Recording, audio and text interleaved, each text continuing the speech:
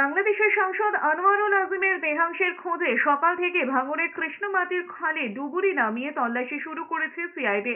শুক্রবার বিকেল থেকে ডুবুরির পাশাপাশি ড্রোন উড়িয়ে দেহ খোঁজার কাজ শুরু করলেও সন্ধে হয়ে যাওয়ায় তল্লাশি অভিযান বন্ধ করে দেওয়া হয়। বাংলাদেশের এমপি খুনে শুক্রবারই কসাই জিহাদের 12 দিনের সিবিআইকে হেফাজত হয়েছে। কোথায় সংসদে দেহাংশ খেলা হয়েছে তার খোঁজে অভিযুক্ত জিহাদকে সঙ্গে নিয়ে ভাঙড়ে যায় সিআইডি।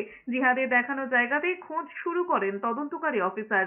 বাংলাদেশের সাংসদ আনোয়ারুল আজিমকে নিউ টাউনের যে আবাসনে খুন করা হয় সেখানকার সিসিটিভি ফুটেজ সামনে এসেছে। 1 মিনিট 9 সেকেন্ডের ওই ফুটেজে দেখা গিয়েছে একটি সবুজ ট্রলি নিয়ে বেরোচ্ছে এক আততায়ীরা। অন্য একজনের হাতে 3টি ছোট প্লাস্টিকের ব্যাগ, সঙ্গে আরো একজন ছিলেন, তার হাতেও 3টি ছোট ব্যাগ ছিল। তদন্তকারী অফিসারদের সন্দেহ ট্রলিতে করে দেহ পাচার করা হয়েছে।